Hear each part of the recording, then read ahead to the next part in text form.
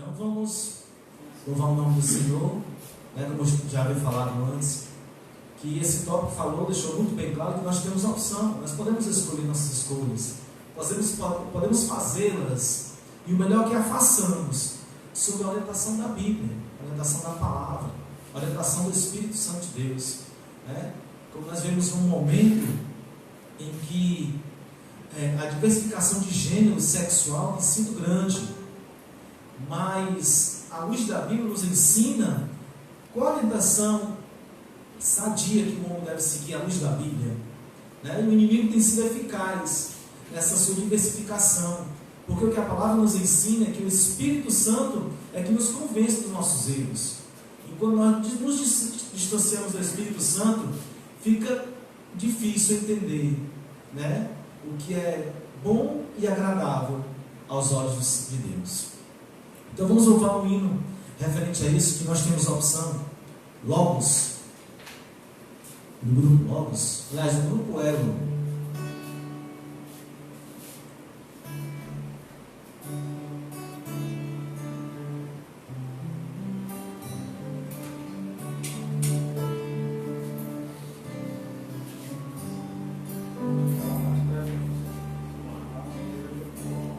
Conheci o mundo mal e com ele seus ardis, me arrastei no lamaçal, tudo isso porque eu quis. Sabe mais que qualquer construir algum amor onde a paz pudesse ser uma verdade para mim ver.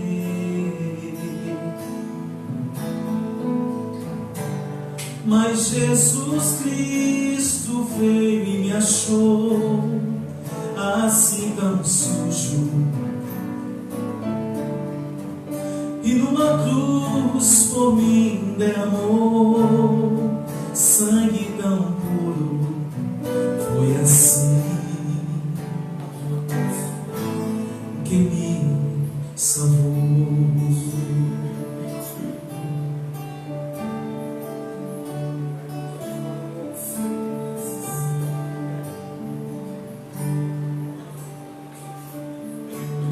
Hoje quero sim saber do meu mestre Salvador. Hoje paz eu posso ter, oh glória. Vamos terminar? Mas Jesus Cristo veio e me achou assim tão sujo, e numa cruz por mim derramou sangue tão puro. Foi assim que me salvou. Glória a Deus.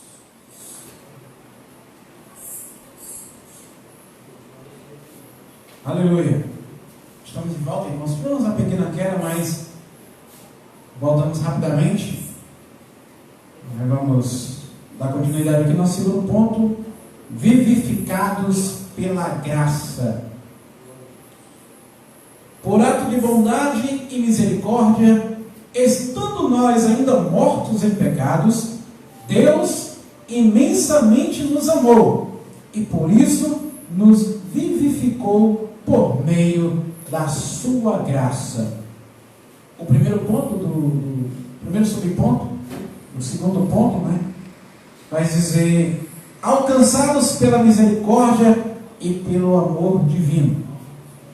Após constatar a situação da humanidade sob a ira de Deus, Paulo passa a descrever os atos divinos de amor e de misericórdia que alteram o quadro caótico da raça humana. Começando com uma conjunção adversativa, o apóstolo declara exultante: Mas Deus, que é riquíssimo em misericórdia, pelo seu muito amor com que nos amou. O que é interessante aqui, Davi, é que essa conjunção adversativa que Paulo fala, na regra de português, é quando você começa a mostrar algo que vai dar errado, que vai haver uma consequência grave, mas na mesma frase você traz uma solução. Isso se chama conjunção adversativa, né? Como o comentarista diz. Ou seja, estávamos debaixo da ira de Deus, Deus estava já dando um decreto, porque a Bíblia diz que o salário do pecado é a morte. Também há outra conjunção aí, mas o dom gratuito de Deus é a vida eterna. Então Paulo vai nos dizer que nós já éramos filhos da ira, porque já estávamos condenados. Só que a misericórdia de Deus foi tão grande, que é aquilo que você disse no início da aula, Davi. Ele nos amou primeiro. Quer comentar alguma coisa? O amor de Deus, né? Que é extraordinário. Eu lendo a revista em casa, e eu lendo esse capítulo 2 de Efésios, eu estava vendo algumas parábolas que Jesus contou, né, no seu período que esteve aqui na terra, como a ovelha da dracma perdida, da ovelha perdida, do filho pródigo, o bom samaritano, todas referindo-se ao amor, né? Mas não o amor humano, mas o amor divino pelo ser humano, né? Então, esse capítulo 2 de Efésios é o capítulo, eu posso dizer assim, que vai falar de três aspectos, de três virtudes, né, que Deus ele manifestou nas nossas vidas, né, que é o amor, a misericórdia e a graça, né? O amor incalculável de Deus, né? A misericórdia que se renova todas as manhãs, e a graça, né, que é o favor imerecido. Nós estávamos condenados, né? E essa condenação já estava certa, né? Mas nós passamos de condenados a absolvidos por causa da graça e do sacrifício de Jesus Cristo lá na cruz do Calvário. Interessante, Davi, é que eu estava lendo a revista ontem e eu vi, você lembra, você me acompanhou, você me amigo desde pequeno, na época que eu casei, o desejo que eu tinha de ter filho, né? Você via que a gente fazia campanha de oração, tudo, para ter um filho. Davi também, o desejo que ele tinha de ser pai. E eu vejo na minha mente, Davi, nossos filhos, né? Meu filho, a sua filha. Eu não teria coragem de entregar meu filho para morrer por ninguém. Meu ego, a minha pessoa, a pessoa ia ser condenada, porque eu não daria o meu filho para morrer por ninguém. Eu tenho certeza que você não daria a sua filha para morrer por ninguém, né? Mas o amor de Deus, ele é diferente do nosso. A Bíblia diz que ele não poupou nem o seu filho, coisas que eu não faço, o Davi não faz, porque nós somos limitados a isso. Não tenho coragem não de fazer isso. Eu dou a minha vida pelo meu filho. Davi dá a vida dele pela filha dele. Mas eu dou meu filho por a vida de alguém, eu não dou. Mas Deus é totalmente diferente de nós, né, Davi? Para você ver que amor perfeito é esse, que não poupou nem o seu próprio filho, antes o entregou por amor de nós, sabe? É interessante que às vezes a gente tem essa ideia, né, que Deus deu o seu único filho, né? Como se não houvesse o consentimento de Jesus. Deus deu, mas a todo instante Jesus ele está concordando em ser doado por nós, né? Você está falando em relação que você não tinha coragem de dar o Caleb, nem eu tampouco a Valentina, longe de mim isso. Mas assim, questão entre Deus e Jesus, Deus se decidiu e Jesus concordou. É por isso que lá em Apocalipse eu torno a dizer que o Cordeiro foi morto antes da fundação do mundo. Ou seja, o pai ele elabora um projeto.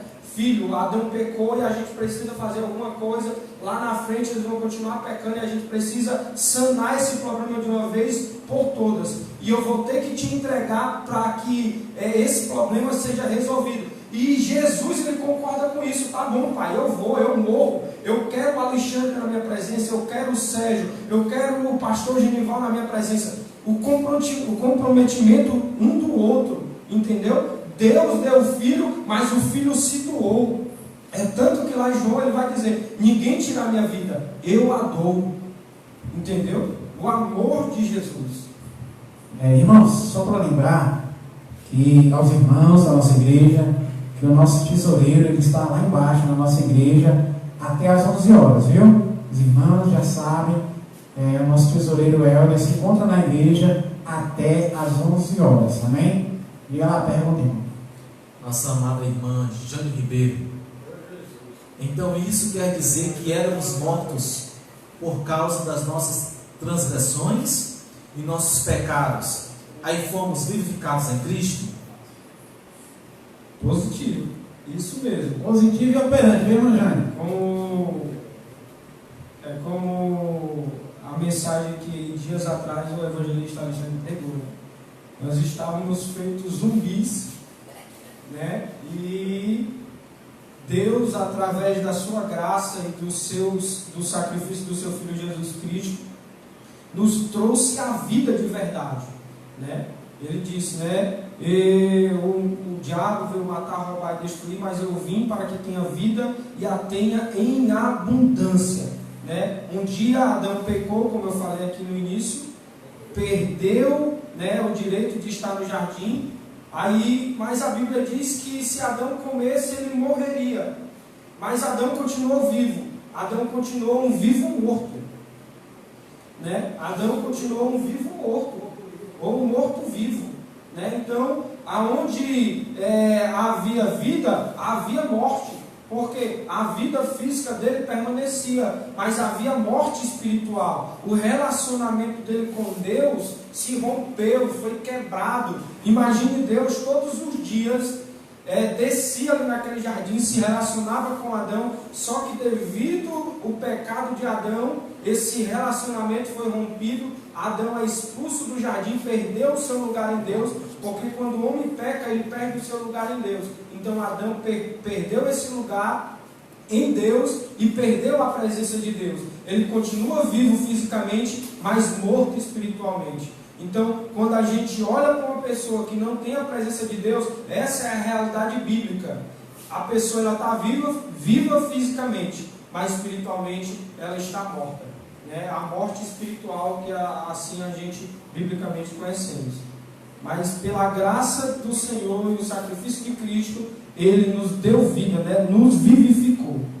Aleluia. E essa sentença mortal, irmã Jane, tanto física, né, como espiritual, ela veio naquela famosa frase que Deus, olhando para Adão, né, Davi, disse assim, ó: tu és pó e ao pó retornarás. Aí foi a batida do martelo, né? Quando o juiz dá uma sentença, ele bate o martelo. Ali foi a batida do martelo que Deus deu ao homem: tu és pó e ao pó retornarás. Depois disso, irmã Jane, a morte entrou no mundo e, infelizmente, nós nascemos, crescemos, vivemos e morremos. Mas o interessante de morrer, Davi, é como eu vi uma frase de um grande teólogo. Ele disse assim, ó: nessa pandemia que está havendo e pessoas morrendo, o mais importante, o mais interessante na história não é que eles estão morrendo, e sim onde eles estão acordando, se é no céu ou no inferno, né? Muito forte isso, viu, irmão? Onde será que eles estão acordando? Se é no céu ou no inferno, né? Nós que estamos agora vivos em Cristo, porque Cristo é a vida, nós somos vivificados em Cristo, Se nós morrermos hoje, teremos a certeza que acordaremos lá no céu. Amém? Quem tiver mais perguntas pode fazer. O irmão Jane está de parabéns, viu, irmão Jane? Parabéns, viu? O irmão Jane está ousado, viu, hoje? Alcançados pela misericórdia e pelo amor divino. Após constar isso aqui, eu já li, né? Paulo passa a descrever atos divinos de amor e de misericórdia que alteraram o quadro caótico da raça humana. Começamos com uma conjunção, isso aqui eu já li também. A carta aos Efésios ensina que, ao prover à humanidade o meio de escape da merecida ira, Deus não se mostra apenas misericordioso, mas abundante misericórdia. E essa riquíssima misericórdia procede do seu muito amor com que nos amou. A Bíblia enfatiza que foi a magnitude desse amor que motivou a nossa salvação. Irmãos, não existe amor maior do que o nosso Deus. Não existe outro grande amor maior do que o nosso Deus. O amor de Deus, ele é tão perfeito, que ele se torna até um mal para a humanidade. Sabia, Davi? Aí a pessoa diz assim, mas Alexandre, que é isso? Que amor perfeito é esse que se torna um mal para a humanidade? É um paradoxo. Eu vou já lhe explicar, antes de você dizer que eu estou com heresia. O amor de Deus é tão perfeito, irmão, tão perfeito, que aquele que não anda, que não recebeu a Cristo como seu Salvador, o amor de Deus vai se tornar uma justiça na vida dele.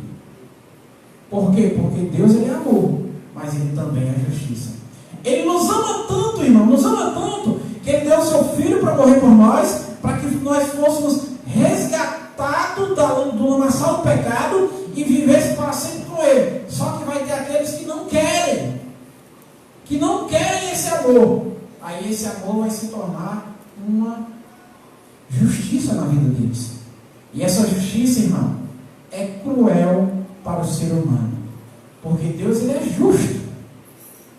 Se a pessoa chega na presença de Deus toda cheia de pecado, sem arrependimento, sem nada para apresentar, Deus, ele é justo. Aí a sua justiça vai cair sobre ele. Por isso que se torna um mal para a humanidade que não quer Deus, que não quer Jesus. E nós temos que buscar esse amor. Temos que valorizar esse amor. Porque foi uma coisa muito preciosa. Dar o seu filho em favor de muitos que já estavam condenados pela sua ira. Mas Jesus foi lá, é como se Jesus fosse acalmar. Não, peraí, pai, eu morro por eles, eu compro eles com meu sangue, e o Senhor os poupa da perdição eterna. E foi o que Jesus fez. Deu a sua vida e nos vivificou juntamente com ele. Hoje nós somos o quê? Nós somos herdeiros e co-herdeiros em Cristo que nos amou. Vamos continuar aqui.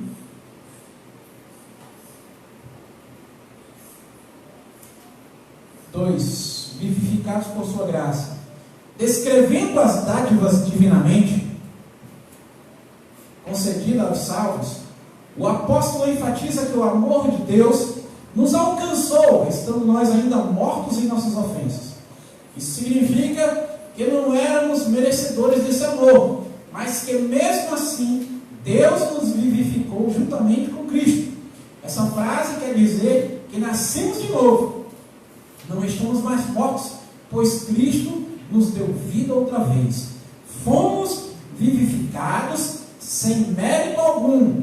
Tudo foi efetivado por meio da sua graça, um favor imerecido. Quer falar alguma coisa também sobre esse favor imerecido da graça? Glória a Deus, né?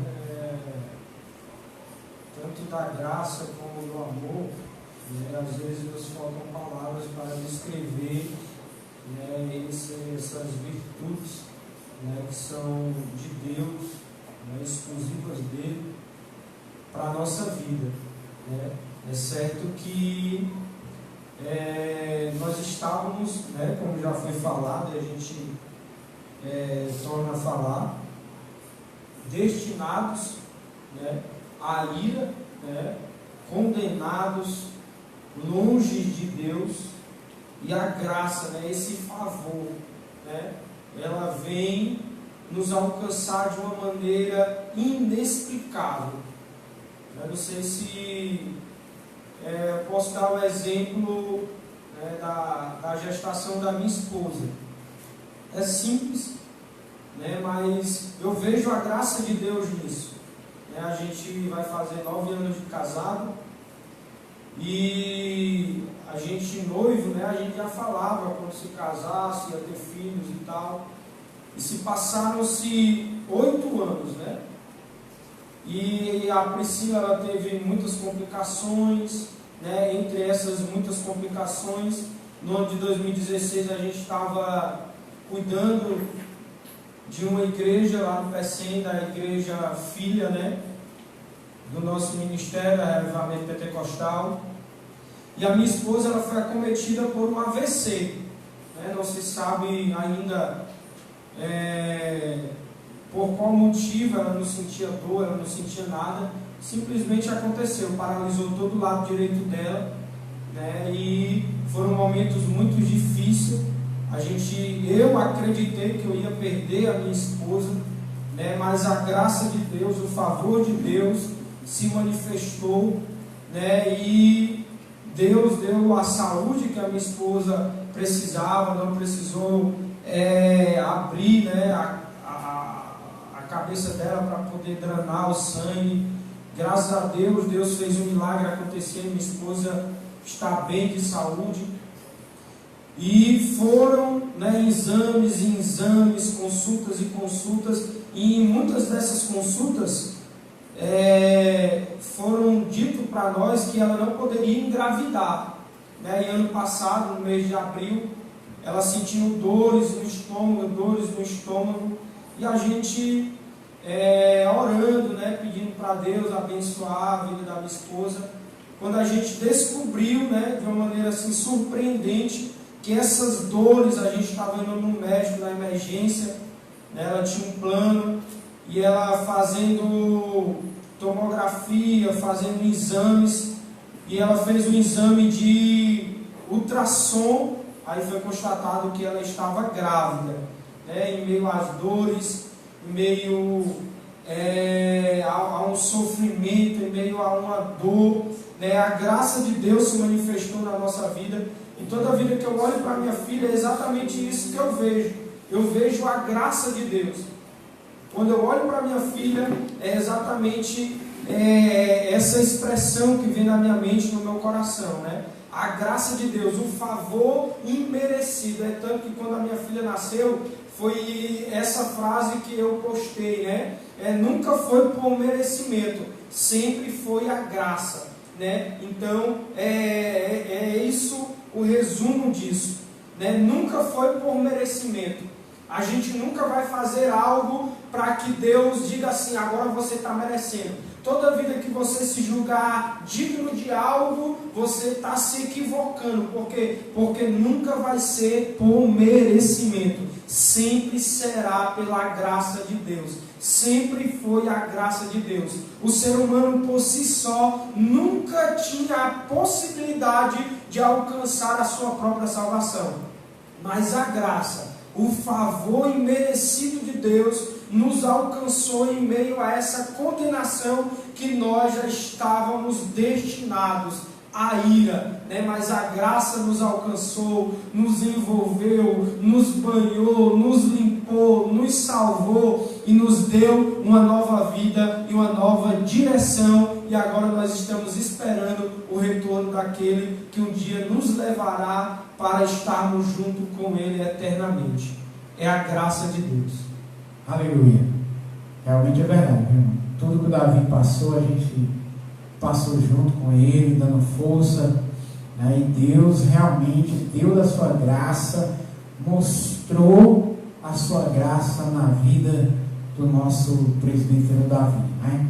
Tudo que ele falou, eu vivenciei junto com ele, né? Passando junto, orando junto, chorando junto e nos alegrando junto, né? Hoje está lá a alegria maior na casa dele, né? A Valentina, que é uma bênção, né, Davi? É bom demais, né? Igual o Caleb, irmãos, também é promessa de Deus. O Caleb vai fazer 10 anos agora, Davi, dia 17. Eu estava dizendo, meu Deus, para o tempo aí, Jesus. Que é bom demais, né, pastor? Quando o menino está pequeno é bom demais, irmão. Está crescendo, né, irmãos? O tempo vai devagar. Eu sempre digo, o tempo vai devagar. Aleluia. Vamos lá. Terceiro, exaltados por sua graça. O apóstolo dos gentios ainda destaca que o poder de Deus nos ressuscitou juntamente com ele e nos fez assentar nos lugares celestiais em Cristo. Observe a palavra juntamente. Indica que Deus concede ao homem os mesmos benefícios alcançados por Cristo: a ressurreição, a vida eterna e o galardão nos céus. Assim, ao conceder tais bênçãos aos homens, Deus mostrou as abundantes riquezas da sua graça.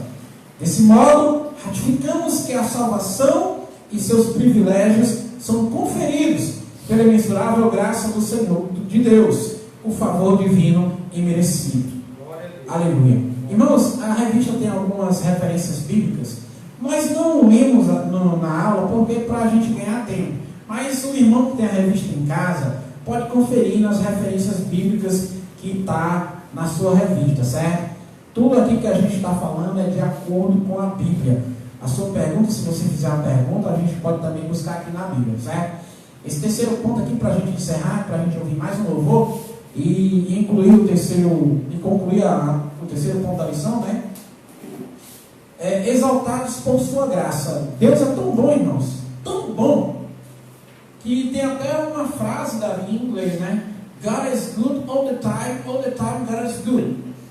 Que significa, Deus é bom o tempo todo Deus é bom. Né? Aleluia.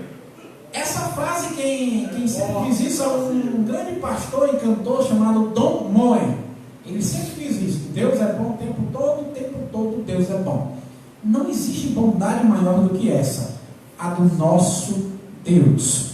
Não existe amor maior que esse, o do nosso Deus, que nos vivificou em Cristo e nos deu toda a herança que Cristo tem, a vida eterna, né?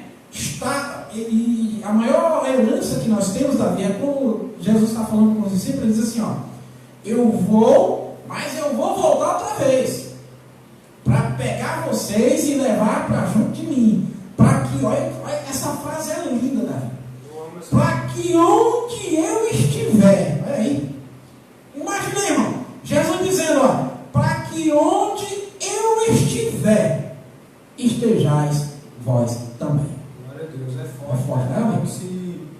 É como não, né? Em outras palavras, Jesus estava querendo dizer exatamente isso. Eu faço questão do lugar em que eu vou, vocês estejam comigo. Eu faço questão disso. Eu não abro mão de tê-los comigo.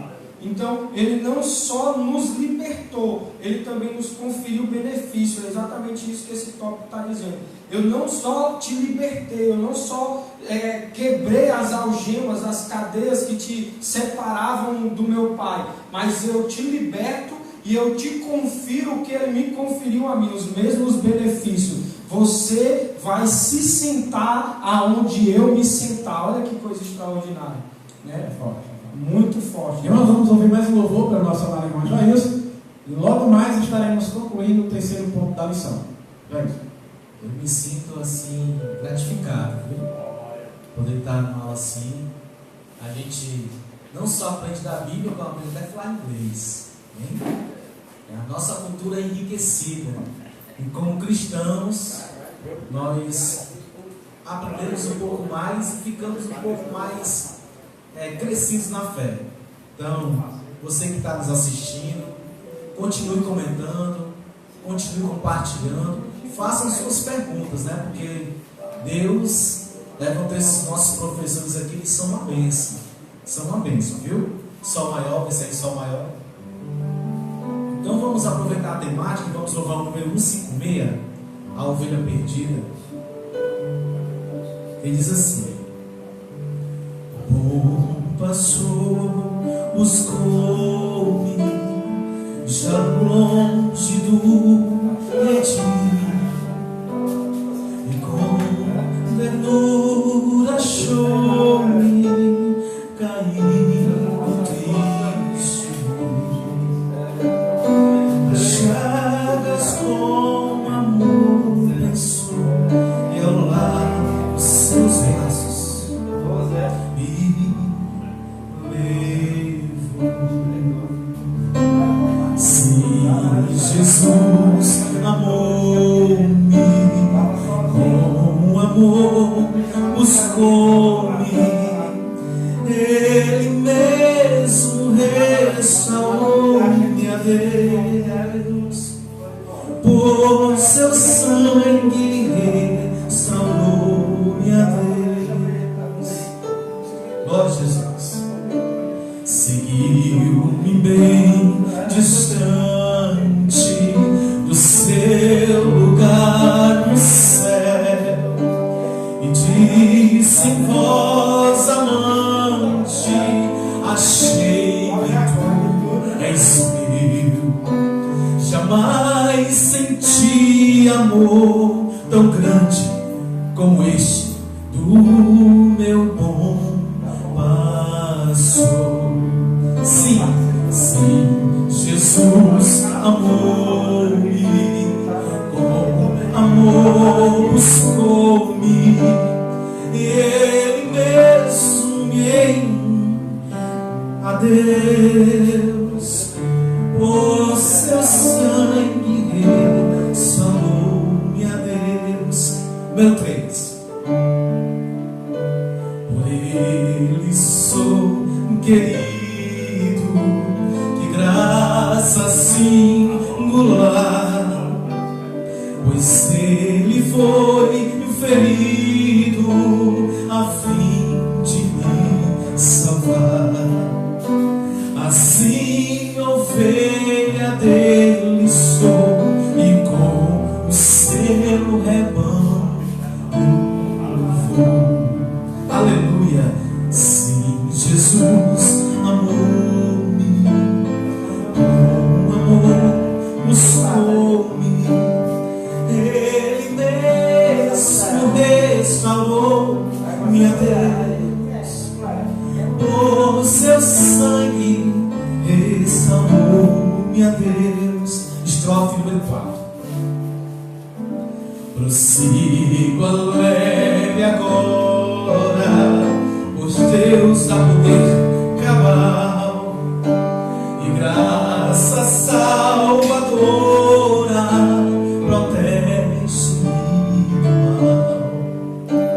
O bom pastor comigo está, meus passos Ele guiará. Sim, Jesus amou-me com amor, buscou-me, Ele mesmo restaurou-me a Deus, com seu sangue te restaurou a Deus. Glória a Jesus. Aleluia, glória a Deus. Iremos agora para o terceiro e último ponto da lição. Nós vamos correr aqui, porque o horário também já está quase se aproximando. Queremos agradecer a nossa equipe que está aqui, viu, irmãos? Pastor Sérgio, irmão Damião, rapaz aí do teclado aí, Douglas, né? Douglas, irmão Jairus, nosso pastor Genival que acabou de chegar. Agradecemos a todos, viu? Obrigado aí por nos ajudar, viu, irmãos? Aqui tudo para que você, no conforto da sua casa, tenha o ensino da palavra de Deus, viu? Logo mais à noite estaremos com o nosso culto, a partir das 18 horas. Não perca nosso culto, nossa live. Entre e compartilhe, né? Para que muitas pessoas possam ser alcançadas pela palavra de Deus. Em Efésios 2, do 8 ao 10, Paulo revela que a salvação não depende de obras humanas, porque pela graça sois salvos por meio da fé. Porém, uma vez salvo, o crente deve praticar as boas obras. Primeiro ponto, graça como meio da salvação.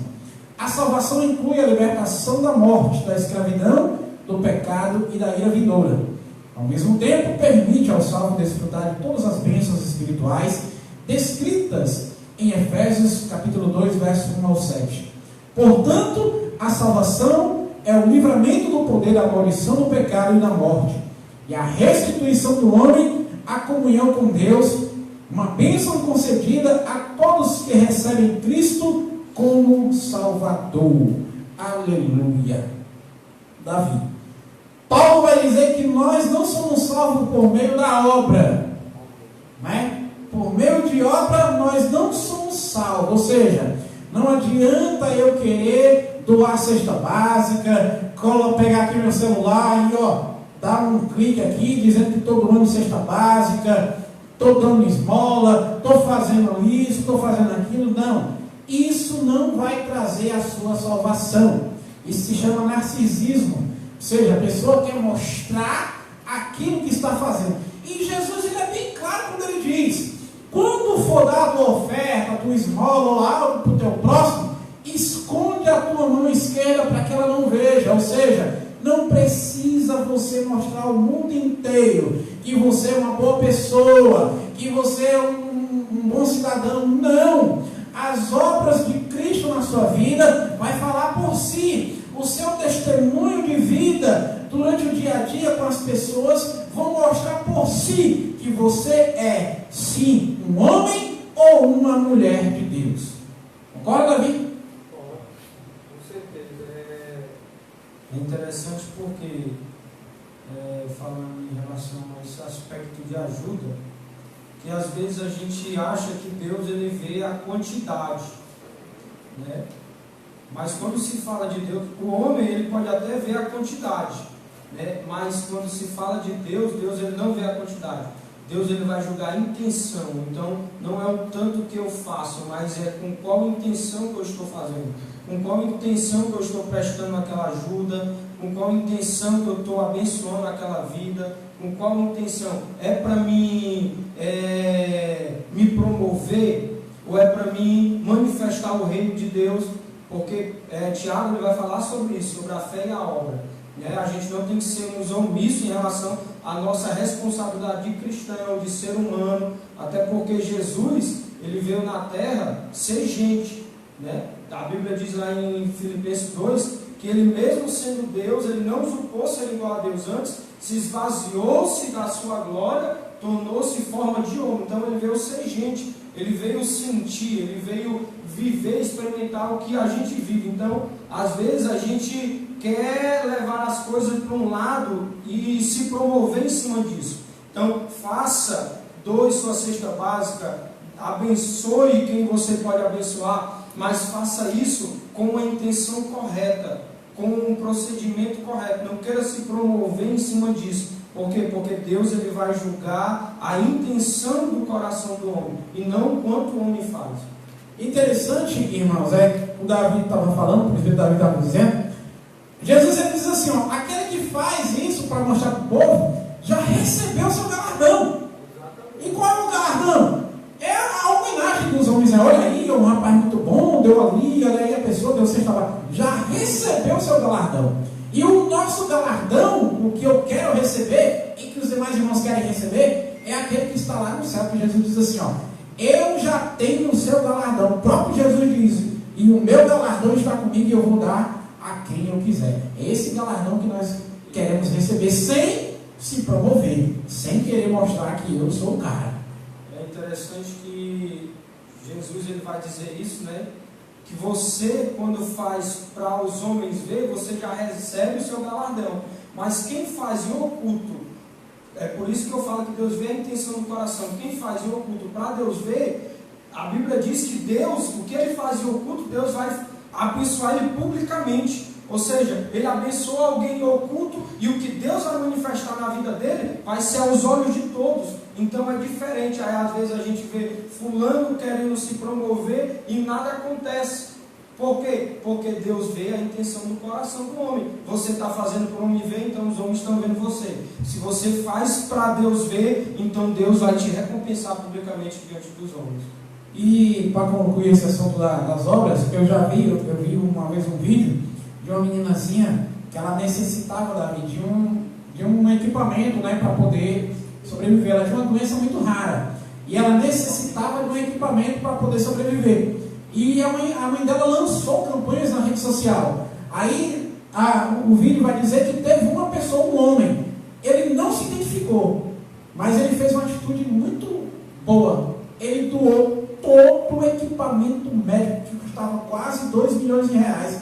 Ele doou todo o equipamento médico, doou os remédios. Aí o repórter perguntou: quem foi esse homem? Aí ela disse assim: ele não quis dizer o nome dele, ele apenas pediu a conta, doou, e hoje está aqui a minha filha salva, para a glória de Deus. E ele não se promoveu, e nem disse: olha, diga que foi fulano de tal. Não, ele doou e disse: olha, diga que não conhece quem deu, mas está aqui, deu todo o aparelho, tudo que a menina precisava, ele deu e não se promoveu. Então é isso.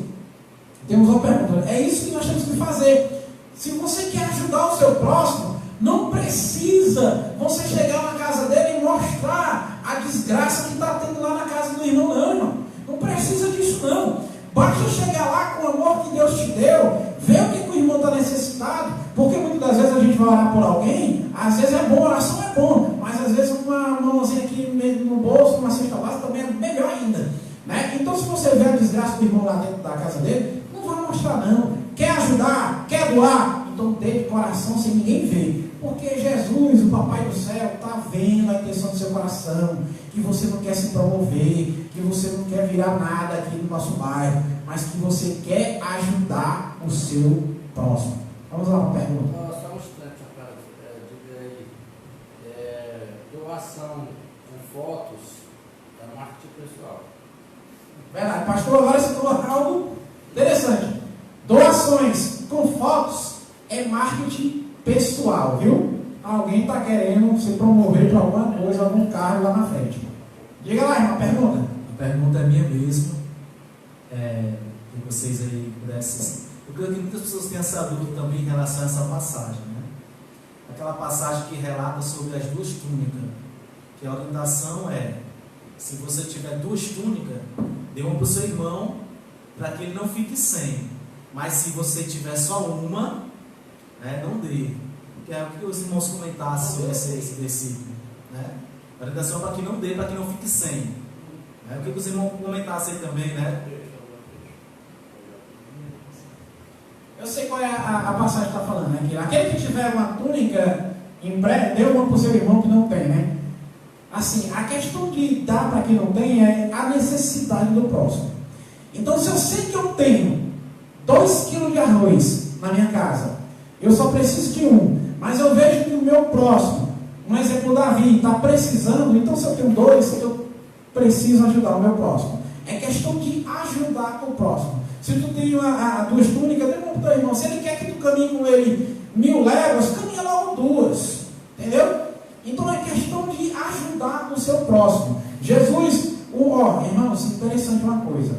O que Jesus mais citou na Bíblia toda é ajuda ao próximo. Não existe só eu. Irmão, eu sirvo a Jesus, por mim já está de bom tamanho. Não quero saber de mais nada, é só eu e Deus. É lá do céu. Pastor Joel está online. Pastor Joel, Deus te abençoe. Então, irmãos, não existe o reino de Deus sozinho. O reino de Deus é compartilhado por todos. Quanto mais gente você conseguir alcançar para o reino de Deus, muito melhor, irmãos. O reino de Deus não é só para você, não. O reino de Deus é seu amor ao próximo. O próprio apóstolo João, numa das suas cartas, me corrija se eu estiver errado, ele diz: aquele que diz que ama a Deus e odeia o seu irmão é mentiroso. É mentiroso, irmão.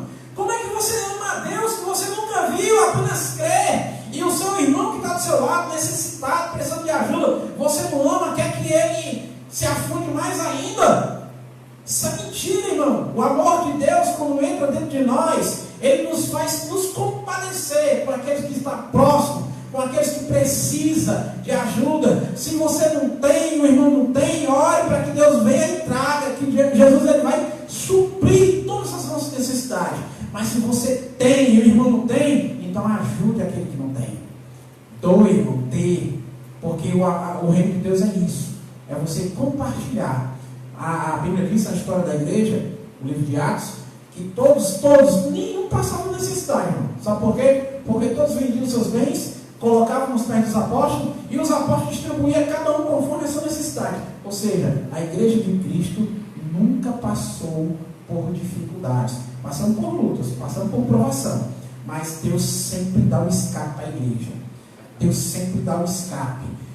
A Bíblia diz que nunca viu um filho de Deus abandonado, nem a sua descendência mendigar ao pão. Isso é promessa de Deus, irmão. Necessidade todo mundo passa. Todo mundo passa necessidade. Agora, fome e escassez, se você estiver vendo alguém fazendo isso aí, passando por isso, estenda sua mão.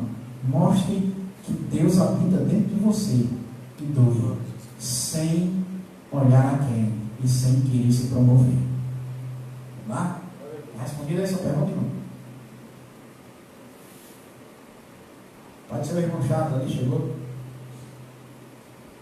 Exaltados por sua graça. Palavra graça, né? A palavra graça é a tradução do grego charis, que significa favor imerecido.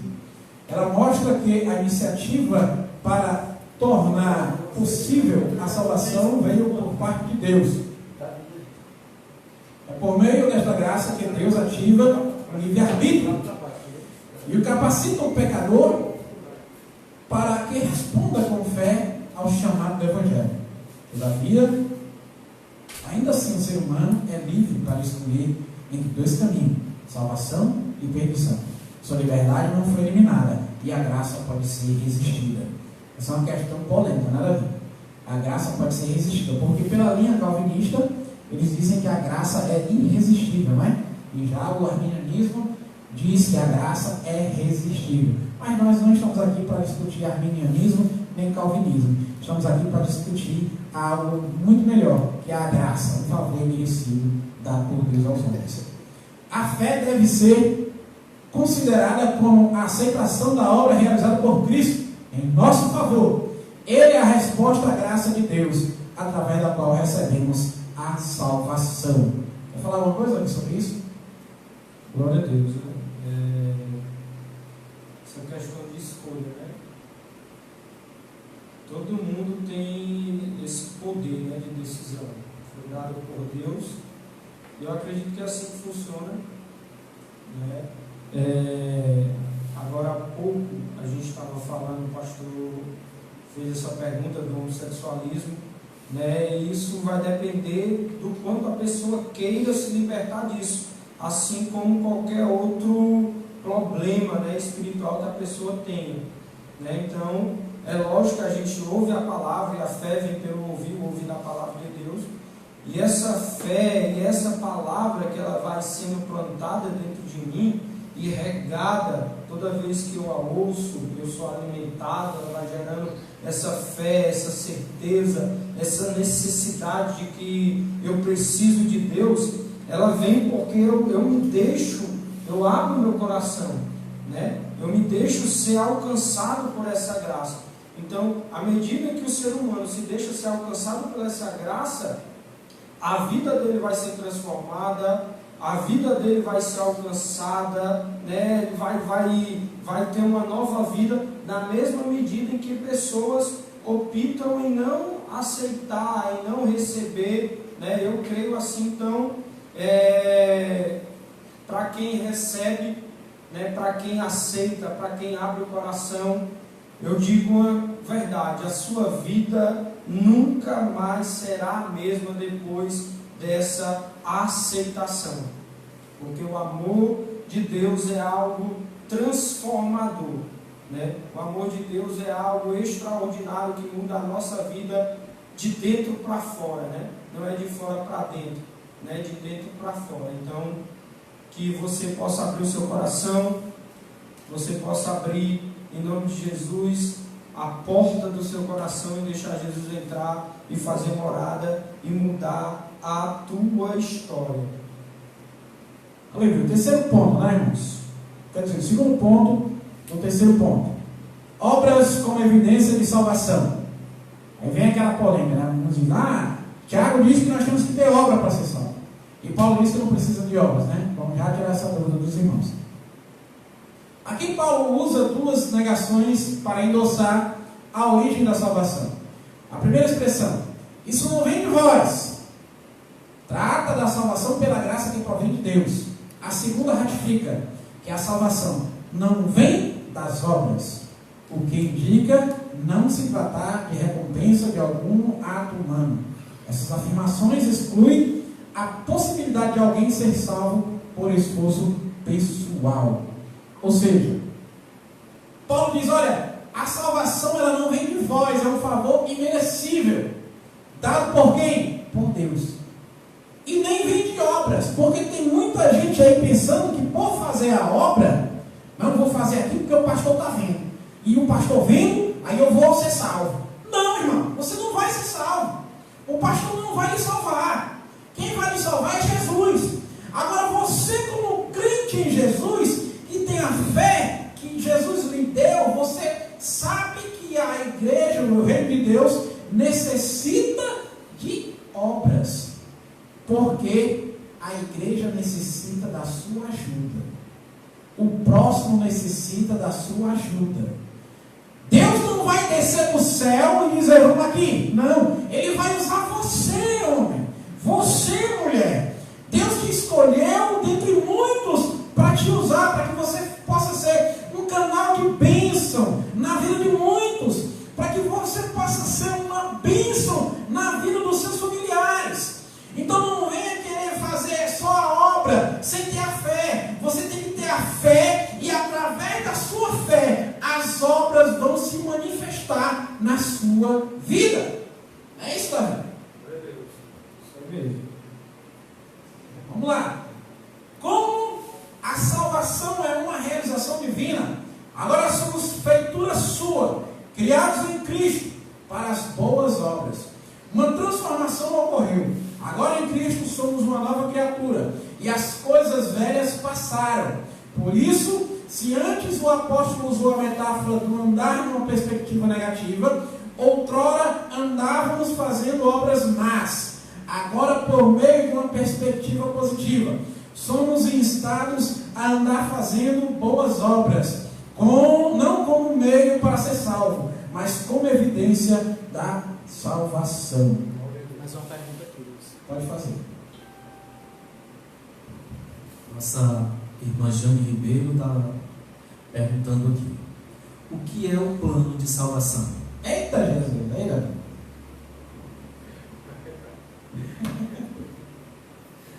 O plano de salvação, irmã Jane, você está uma bênção, viu, hoje? Aleluia. Vamos lá, o plano de salvação ele foi algo feito por Deus antes da fundação do mundo.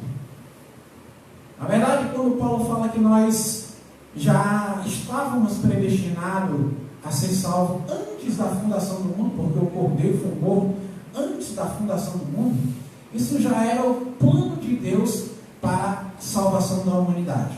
Esse plano se deu início na queda do homem, quando Deus deu a sentença ao homem e à mulher, e quando ele olhou para a serpente e disse, olha, da semente da mulher sairá um, que tu ferirás o calcanhar, mas ele esmagará a tua cabeça. Nisso aí já cresceu o plano da salvação de Deus para com a humanidade.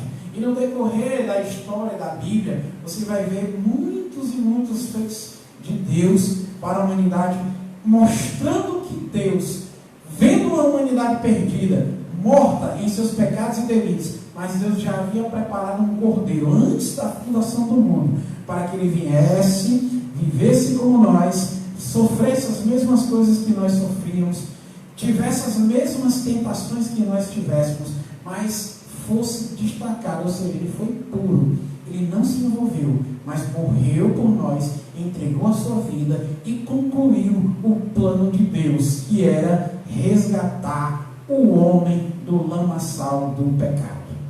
Amém? Está respondido? Para concluir, né? Paulo diz aqui no final, não como meio para ser salvo, mas como a evidência da salvação. Qual é a evidência da sua salvação, irmão?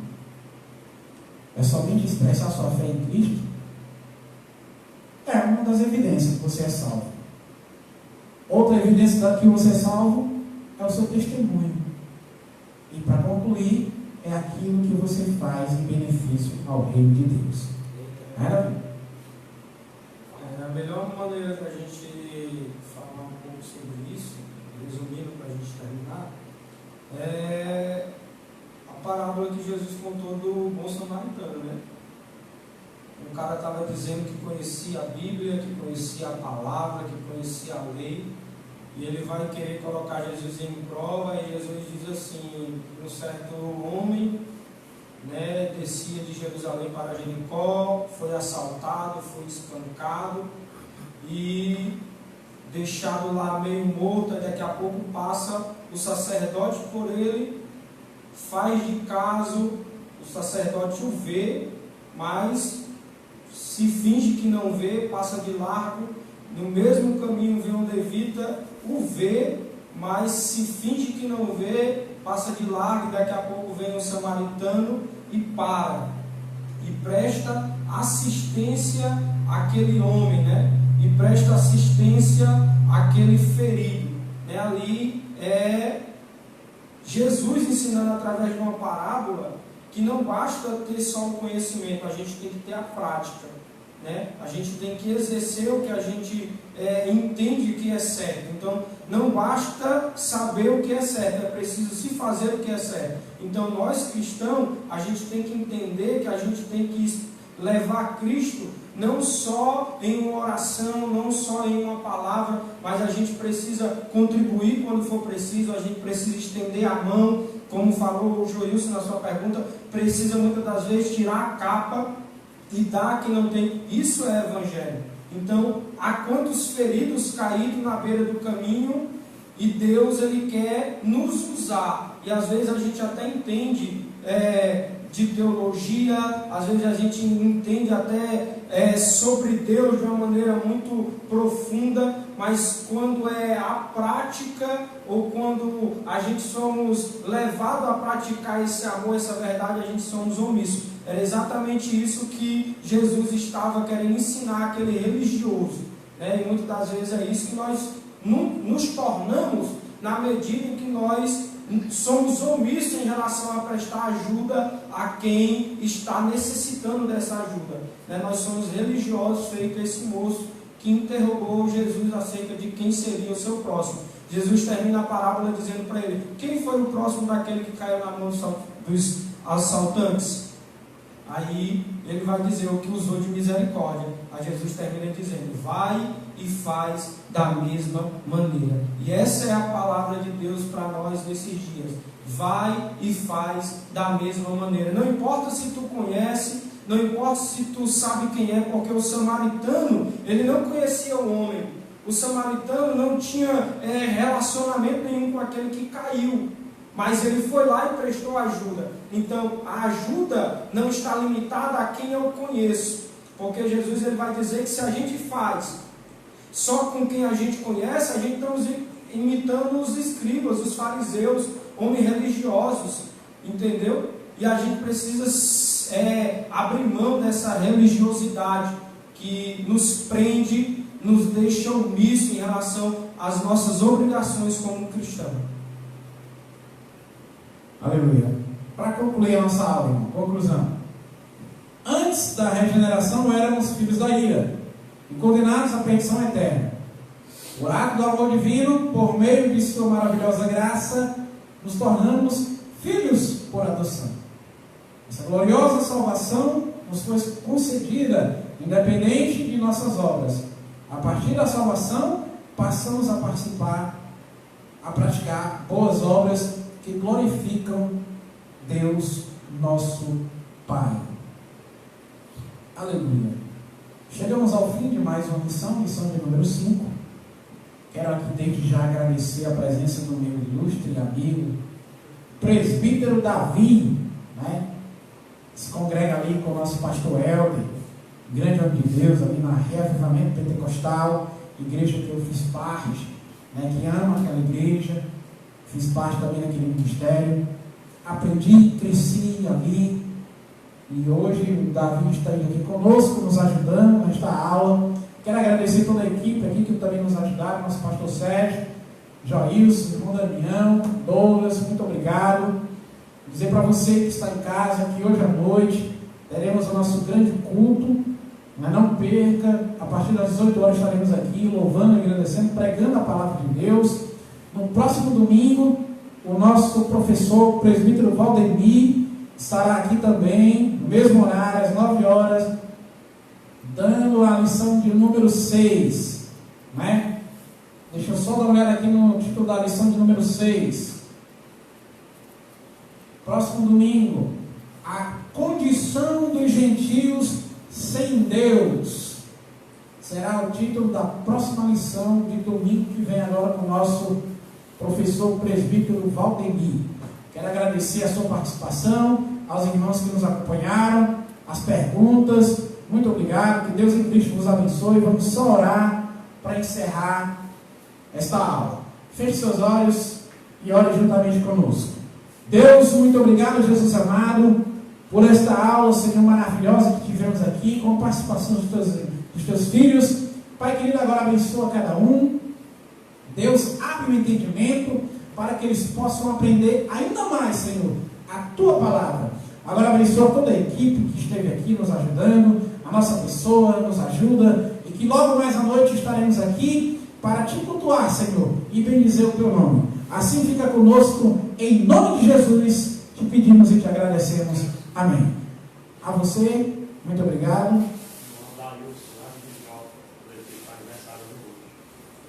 Presbítero Adailson, lá de Jijoca, está aniversariando hoje. Queremos aqui desejar os parabéns, feliz aniversário, que Deus multiplique mais e mais a sua vida. Aleluia. Agradeço aos irmãos pela audiência aí, irmãos. Compartilhe. Logo mais esse vídeo vai estar no nosso canal do YouTube. Não se preocupe, nós iremos colocar no nosso canal no YouTube, viu? Aí você assiste a aula no nosso canal. Que Deus nos abençoe. Deus é nossa força. Amém.